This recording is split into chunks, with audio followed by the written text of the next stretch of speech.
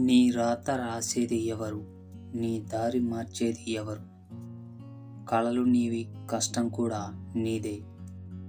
తలిచేది నువ్వు, తలబడేది కూడా నువ్వే.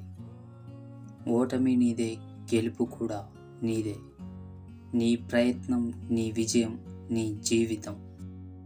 ఓపిక ఉన్నంత వరకు కాదు, ఊపిరి ఉన్నంత వరకు పోరాడాలి.